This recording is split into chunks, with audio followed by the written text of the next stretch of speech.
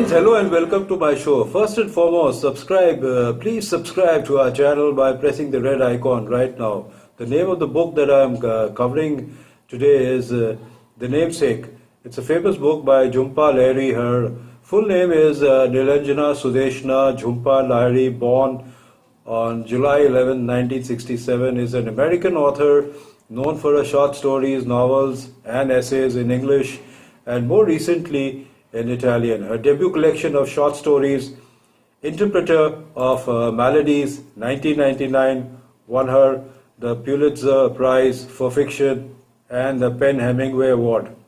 Her first novel, The Namesake, published in 2003, was also adapted into a very popular film of the same name. Her second story collection, Unaccustomed Earth, 2008, won the Frank O'Connor International Short Story Award for her, while her second novel, The Lowland, published in 2013, was a finalist for both the Man Booker Prize and the National Book Award for Fiction. In these works, Lahiri explored the Indian immigrant experience in America. In 2011, Lahiri moved to Rome, Italy, and has since then published two books of essays and has a forthcoming novel written in Italian. She has also translated some of her own writings and those of other authors from Italian into English. In 2014, Lahiri was awarded the National Humanities Medal. She is currently a professor of creative writing in Princeton University. The novel begins in Cambridge, Massachusetts in 1968. Ashima Ganguly, expecting a child, makes a snack for herself in the kitchen of her apartment, which she shares with her husband Ashok. The two met in Calcutta, where their marriage was arranged by their parents. Ashok is a graduate student in electrical engineering in MIT.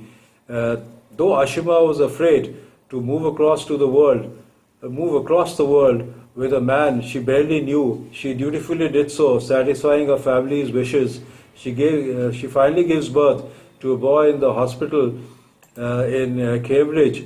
Ashok, nearly killed in a train accident, is a young man in India, decides that the boy's nickname, or you could say pet name, should be Gogol, after Nikolai Gogol, the Russian writer. Ashima and Ashok agree to register the boy's legal name as Gogol. Gogol is Ashok's favorite author, in part because Ashok was reading Gogol during the train accident. A dropped page of that book helped the authorities to recognize Ashok in the wreckage, and that is how they were able to save his life.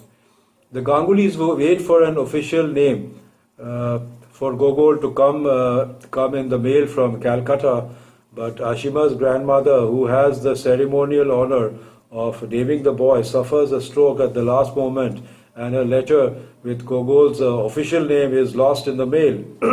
The family settles into life in Cambridge, with Ashima learning to take Gogol around on her errands. As the family prepares for its first trip back to Calcutta, Ashok and Ashima learn that Ashima's father has died suddenly. Their trip is shrouded in mourning.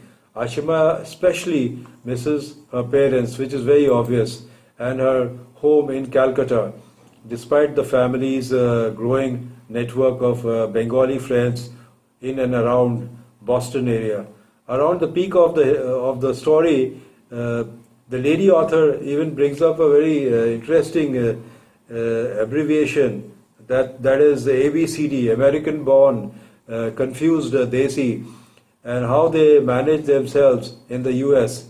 The Gangulys moved to Boston suburb, a university town where Ashok has found a job teaching electrical engineering. Gogol begins his preschool and then kindergarten, and Ashima misses spending time with him and walking around the neighborhood. Gogol begins school, and although his parents have settled on an official name, Nikhil, for him to use there, Gogol insists on being called Gogol, and so the name sticks on to him. and he's referred both as Gogol and Nikhil in the book. Ashima and Ashok have another child, a girl named Sonia.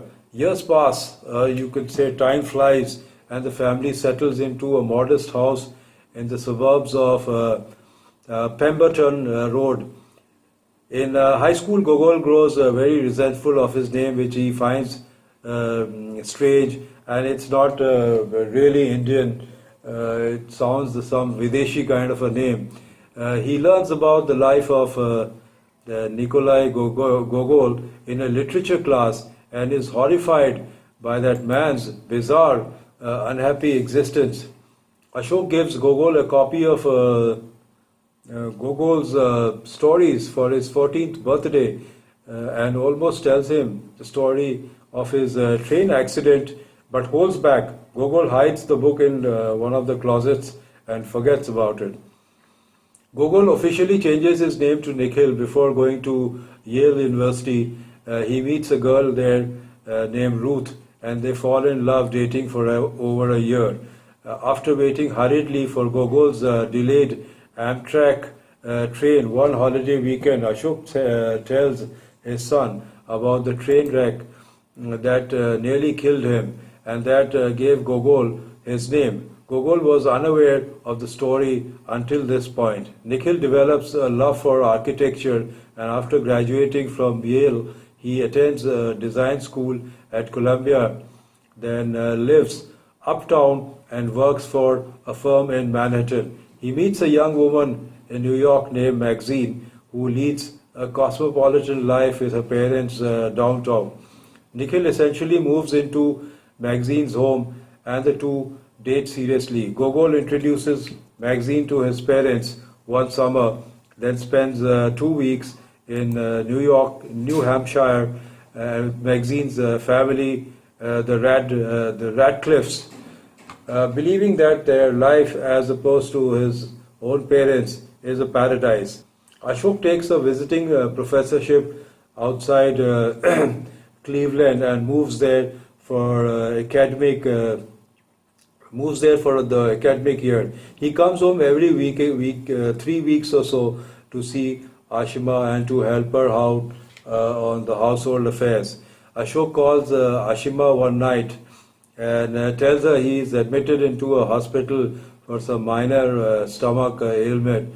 But when Ashima calls back, she gets the horrific news that Ashok has died of a heart attack.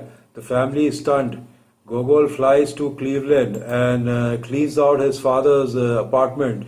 The family gets into a long traditional Bengali mourning practices from which Maxine feels excluded. Soon after this period is over, Maxine and Gogol, they break up. Gogol continues his life in New York, though he visits his mother and sister in Boston more frequently.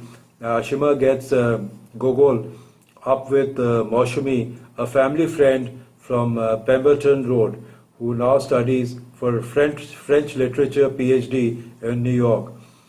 Gogol and Maushami initially resist this blind date, but find that they like and understand one another better now. They continue dating and soon fall in love. After about a year, they marry in a large Bengali ceremony in New Jersey, near where Maushami's parents now live. They rent an apartment together downtown.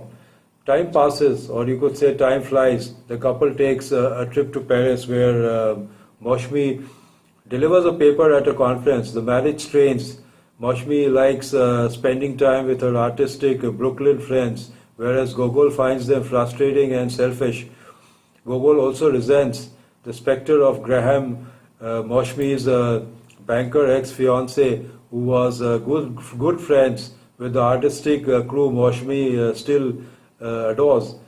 Maushami, feeling confined in the marriage, begins an affair with an old friend, a nameless academic named Dimitri Desjardins. She keeps the affair a secret from Gogol for several months, but eventually Nikhil catches her in one of her lies and she admits all of it to him. And finally, they divorce. Gogol returns to Pemberton Road for a final Christmas party. Where his sister is marrying a man named Ben and staying in the Boston area. Ashima decides now to spend half her time in Boston and half in Calcutta, that she has lost her husband. Calcutta, close to her relatives. So Ashima decides to spend half the time with her daughter and half the time in Calcutta because she's all alone and doesn't have a husband. Gogol continues working as an architect in New York, but for a smaller firm where he has more of a creative input to give. Nikhil goes up to his room and finds the copy of the Gogol stories his father had once given him. Realizing how much the author meant to his father, Gogol, feeling close to Ashok's memory, finally begins reading the author Gogol as the novel ends. And the last chapter is, the ending is very emotional because this chap, Nikhil or Gogol, he has gone all over the world and he's had a very horrendous time. His marriage was not a success, his girlfriend was not a success, and he lost his father early. So he's had a very bad time, and he never thought that this particular book that his father gave to him, Gogol, was of tremendous input to his own life.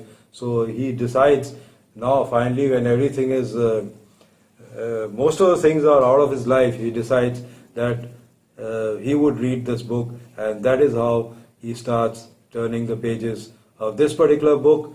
And so friends, it's a very sweet novel that will interest both Indians staying in the US and elsewhere, and even Indians staying in India. The book does impact you. It impacted me in certain ways, especially when the world has now gone global with a stream of Indians settling abroad in the US and in many other countries. So I would give the book 8 out of 10.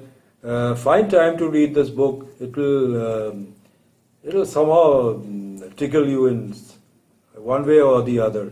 So friends, that's all I have for today. If you liked my show, kindly share it, and also and for now, goodbye and see you soon.